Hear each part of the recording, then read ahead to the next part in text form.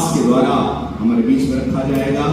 There will be a short period of time and I'll request the man of God all the way from Delhi, Faridabad और दिल्ली के area से परमेश्वर के दास हमारे बीच में हैं और आपने इनको बहुत अलग रूप में देखा होगा इससे पहले, आज अलग रूप में देखेंगे। Something is missing, कुछ गायब है, लेकिन कुछ गायब है तो कुछ परमेश्वर को आशीष भी दी है।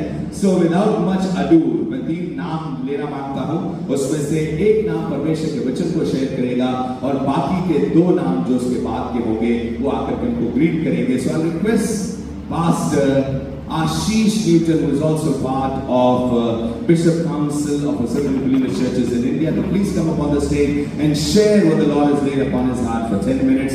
10 मिनट लेकर के परमेश्वर के वचन को हमारे बीच में रखेंगे। उसके बाद गुजरात जोन से pastor with our class. Praise the Lord. Hallelujah. जोर से कहेंगे हालेलुया।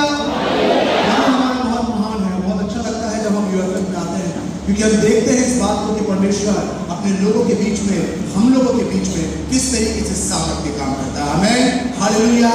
विपरीत परिस्थितियों के बीच में भी परमेश्वर अपनी महिमा दिखाता है। हम सब जानते हैं कि आसपास का माहौल कैसा है, हम सब जानते हैं आसपास के समय इस वक्त कैसे हालात है, बट थैंक्स टू गॉड कि खुदा बहुत महान है और इन विपरीत परिस्थितियों के बीच में भी परमेश्वर अपनी महिमा कराना जानता है। हालेलुया, जोर से कह सकते हैं हालेलुया। बात करते हैं ऐसे परमेश्वर का जो विश्वास योग्य है और जो महिमा से भरा है। ज्यादा समय में नहीं लूंगा क्योंकि शॉर्ट पीरियड है, लेकिन एक शब्द आपके साथ आज के समय में मैं आपके पास छोड़ के जाऊंगा। ये वो शब्द है, ये वो वाक्य है जो मेरी और आपके मसीही जीवन को, मेरे और आपके आत्मिक जीवन को मजबूत करने के लिए काफी है। बाइबल के अंदर ऐसी बहुत सी बातों की शिक्षाएं दी गई है जो मुझे और आपको माननी चाहिए, जो मैं और आप मानते हैं, जो हमें सिखाई जाती है। उनमें से एक बहुत मजबूत शिक्षा है जो यिर्मयाह नबी की किताब और उसका 17वां अध्याय। यिर्मयाह नबी की किताब मैं खुद ही पढ़ूंगा ताकि टाइम कम लगे। यिर्मयाह नबी की किताब उसका 17वां अध्याय और उसकी 7वीं आयत, बहुत मुश्किल मालूम है, और वहां पे लिखा है, धन्य है वे पुरुष जो यहोवा पर भरोसा रखता है। मेरे साथ कहिए यहोवा पे भरोसा। अपने बगल वाले से कहिए परमेश्वर पे भरोसा। ये बहुत जरूरी है मेरे और आपके मसीही जीवन के लिए। कई बार हम प्रार्थना करते हैं, कई बार हम चर्च जरूर जाते हैं, हम पास्टर्स को कॉल करते हैं, हम अपने घर में प्रेयर मीटिंग्स भी करवाते हैं, हम कन्वेंशंस में भी जाते हैं, हम बड़ी बड़ी सभाओं में भी जाते हैं, लेकिन समटाइम बहुत से लोग परमेश्वर पे बहुत कम भरोसा रखते हैं। जानते हैं भरोसे का मतलब क्या होता है? भरोसे का मतलब होता है अपना सब कुछ किसी के लिए दे देना। जो सामने खड़ा है उस पे अपना सब कुछ दे देना। बाइबल में 2 शब्द हैं, एक है विश्वास और एक है भरोसा। विश्वास अनदेखी चीजों पे किया जाता है, लेकिन भरोसा देखी चीजों पे किया जाता है, क्योंकि भरोसा इंसान तभी करता है जब उसे पता होता है ये वैल्यूएबल है या नहीं। बाइबल जिस व्यक्ति के विषय में बात कर रही है, बाइबल जिस पर्सनैलिटी के विषय में बात कर रही है, उसका नाम पिता परमेश्वर यहोवा है, और वो ऐसा परमेश्वर है जिसने बाइबल के अंदर महान कार्य करे। और सिर्फ बाइबल में नहीं बल्कि यहाँ बैठे हमारे जीवनों में भी परमेश्वर ने महान कार्य करे हैं, और वही महान परमेश्वर आज यहाँ पे खड़े होकर मुझसे और आपसे कह रहा है कि यहोवा पर भरोसा रखो। हालेलुया। कई बार हम विश्वास तो करते हैं, जैसे भी माइकल मिलर हमें कह रहे थे, एक शब्द कह रहे थे टाइप के विषय में। लोग सवाल जवाब करते हैं जब कहा जाता है मैं खुद पासवान हूँ, मैं अपनी कलीसिया में और दूसरे लोगों से जब बात करता हूँ टाइप के विषय में, उन्हें समझाता हूँ, तो कई बार लोग सवाल जवाब करते हैं। जब हीलिंग के ऊपर हम बात करते हैं तो कई बार लोग सवाल जवाब करते हैं। सवाल जवाब करना गलत बात नहीं है, लेकिन परमेश्वर के कार्य पर डाउट करना ये, और यही बात हमारा भरोसा कमजोर हो जाता है। जानते हैं ये कैसे होता है? मैं चाहूंगा एक चेयर मेरे को दीजिए प्लीज, कोई सी चेयर प्लीज। भरोसे का असली मतलब मैंने जो समझा है मैं आपको समझाने की जस्ट कोशिश करूंगा। मैं इसमें खड़ा हूं, सिर्फ एक बात, जैसे अगर कोई मुझसे कहे ये कुर्सी बहुत अच्छी है और आपको ऊपर चढ़ना है, आप इस पर खड़े हो जाइए प्लीज, आप इस पर खड़े हो जाइए, और मैं कहूं कि ये मेरा वेट संभाल लेगी, ये हो जाएगा। और कोई नील कमल की चेयर है, बहुत मजबूत है, इसमें तो हाथी भी चढ़ जाए तो भी नहीं टूटेगी। पता नहीं, मुझे लग नहीं है ऐसा कुछ होगा। मुझे एक काम में 2-3 और रखो, मुझे पता है इनकी उम्र की चेयर है, मैंने इसका ऐड टीवी पर देखा है, बट मैं इस पर खड़ा नहीं हो रहा। बट समझ कोई आया और मुझसे कहे आशीष ये चेयर है, वो चीज पर खड़े हो जाओ, और without any doubt, without any question मैं इस पर खड़ा हो जाता हूँ। दिस इज माई ट्रस्ट, ये मेरा भरोसा है इस चेयर पे, ये मेरा भरोसा है इसके बनाने वाली कंपनी पे। अगर मुझसे मेरा आदमी आके कह रहा है कि बेटा तुम ये वाला काम करो, बहन तुम ऐसे वाला काम करो, देखो तुम्हारी प्रॉब्लम सॉल्व हो जाएगी, तुम ये करो, और विदाउट एनी डाउट अगर मैं उस काम को कर लेता हूं तो मैं अपने परमेश्वर पे भरोसा। और अगर मुझसे सवाल करो भाई ये कैसे होगा, ऐसे कैसे होगा, ये कैसे हो जाएगा, मुझे समझ में नहीं आ रहा, मुझे नहीं लगता ऐसे होगा, देखो डॉक्टर तो ऐसा कह रहा है, वकील तो ऐसा कह रहा है, हमारे लोग तो ऐसा कह रहे हैं, दैट्स मीन मैं परमेश्वर के पास तो हूं, बट मुझे अपने परमेश्वर की काबिलियत में शक है, और इसीलिए मैं इतने ढेर सवाल पूछूं। मैं आपको बाइबल में ऐसे कैरेक्टर के पास लेके जाऊंगा जिसको हम जानते हैं, वो हम विश्वासियों का पिता कहा गया है, जिसको अब्राहम के नाम से जानते हैं। हमने जिक्र सुना था, हमारे बिशप साहब ने फर्स्ट को बीच को बताया था कि किस तरह जहां को कुर्बानी चढ़ाने के लिए ले गए, वहां पे वो ले गए, वो तैयार हो गया, रात के समय परमेश्वर ने उससे बात करी, वो तैयार हो गया, अगले दिन सुबह उसने लकड़ियां ली, गठरी ली, उसमें सामान रखा, अपने दो से बेटे को लिया, अपने बेटे को लिया, चला गया, वो तैयार हो गया, वो तैयार था इस काम के लिए।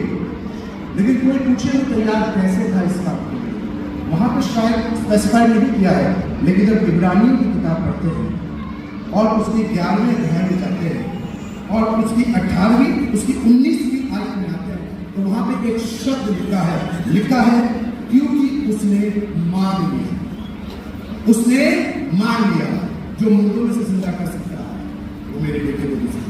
हालेलुया, मान जाइए इस बात को, जब आपका खादिम आपसे कह रहा है मान जाइए, क्योंकि जो कह रहा है वो सर्वशक्ति सामर्थ्य परमेश्वर है, और वो एक ऐसा परमेश्वर है जो कुछ भी कर सकता है, और जिसके लिए लिखा है कि वो जहां नहीं बिखेरता वहां से बटोरता है, और जहां नहीं होता वहां से काटता है। हालेलुया, वो एक ऐसा सामर्थ्य परमेश्वर है जिसके बारे में अगर हम जानना चाहे तो उत्पत्ति की किताब निकालिए, ये वाली बात हमने बारहा पढ़ी होगी, और ये वाली बात हम सब ने बचपन से पढ़ते आ रहे हैं कि परमेश्वर ने 7 दिन में दुनिया बनाई, सिर्फ 2 मिनट में 7 दिन में दुनिया बनाई, और लिखा है इसके अंदर, मैं आपके सामने वाला किताब पढ़ रहा हूं, और मुझे बताइएगा कि इसमें क्या चीज आपको अजीब लगी।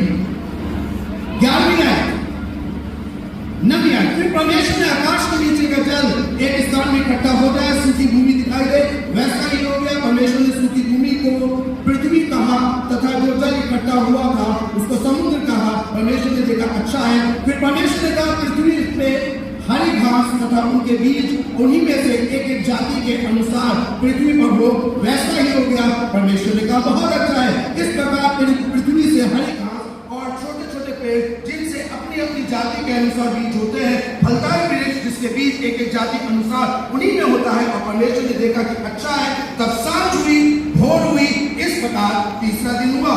14वीं आयत, फिर परमेश्वर ने कहा दिन को रात से अलग करने के लिए आकाश के अंतर में ज्योतियां और चिन्ह और नील समय में दिनों को और वर्षों का कारण हो, और वे ज्योतियां आकाश के अंतर में पृथ्वी पर प्रकाश देने के लिए भी ठहरे, वैसा ही हो गया। और हमें पता है दिन की ज्योति को सूरज और शाम की ज्योति को चांद कहा, और इस प्रकार चौथा दिन हो गया।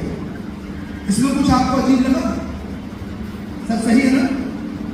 कुछ अजीब है? ये हमने बचपन से पढ़ा है, मैंने भी अभी जब मैं पिछले दिन में स्टडी कर रहा था मुझे भी बड़ी अजीब लगी। आपको कुछ अजीब लगा? हम बचपन से पढ़ते आ रहे हैं, पेड़ पौधों को बढ़ने के लिए, फ्रूटफुल होने के लिए किस चीज की जरूरत होती है? किस चीज की जरूरत होती है? सूरज की। लेकिन तीसरे दिन सूरज नहीं बना, सूरज चौथे दिन बना। सूरज के बनने से पहले पेड़ पौधे बनाए गए, और तमाम फूल और तमाम फल और तमाम सब्जियां देने वाले पौधे बनाए गए। वो कैसे बढ़ रहे थे? जब सूरज था ही नहीं। सूरज तो चौथे दिन बना है, और हो सकता है उसमें उस अंतराल में, क्योंकि परमेश्वर क्या कहते हैं 1000 साल के बराबर है, क्या पता वो कितने साल का समय रहा, हम नहीं जानते इस बात को। लेकिन बात सिर्फ इतनी है, वो तो चौथे दिन बना है, और तीसरे दिन से ही तमाम सब्जियां और फल उगने लगे। ये कैसे मुमकिन होने पाया? खुदा को अपनी सामर्थ, खुदा को अपनी महिमा दिखाने के लिए सूरज की जरूरत नहीं है। परमेश्वर बिना सूरज के जब सब्जियां उगा सकता है, परमेश्वर बिना सूरज के जब पेड़ पौधे उगा सकता है, तो परमेश्वर बिना चीजों के एक और आपको बरकत दे सकता है। हालेलुया। उसे जरूरत नहीं कि आपकी घर की परिस्थितियों को बदलने के लिए बहुत अच्छी नौकरी चाहिए या बहुत बड़ा मकान चाहिए या बहुत बड़ी गाड़ी चाहिए या बहुत सी चीजें चाहिए। वो आसमान का होता है जहां नहीं होता वहां से काटने की सामर्थ करता है। वो एक ऐसा परमेश्वर है जो बिना सूरज के पौधे उगा सकता है। वो एक ऐसा परमेश्वर है जो बिना सूरज के फूल उगा सकता है। वो एक ऐसा परमेश्वर है जो बिना सूरज को चाक के जब महान कार्य कर सकता है, जब बांझ के घर में बच्चे पैदा कर सकता है, मुट्ठी भर मैदे से 3.5 साल तक लोगों को खिला सकता है और तेल रुकने का नाम नहीं ले सकता है, 5 रोटी 2 मछली से 1000 को खिला सकता है। वही परमेश्वर आज यहाँ मौजूद है और आपसे और मुझसे और आप सबसे एक बात कह रहा है, भरोसा मैं तुम्हारे हालात बदलने के लिए तैयार हूं। भरोसा रखिए, वही परमेश्वर कह रहा है, भरोसा रखो मैं तुम्हारे हालात बदलने को तैयार हूं। उस हालात को बदलने के लिए आपको मटेरियल चीजों के ऊपर दिमाग बनाने की जरूरत नहीं है। सोने और चांदी की तरफ मत देखिए, सिर्फ प्रभु यीशु मसीह पर देखिए, वो आपके हालात बदल देगा। God bless you.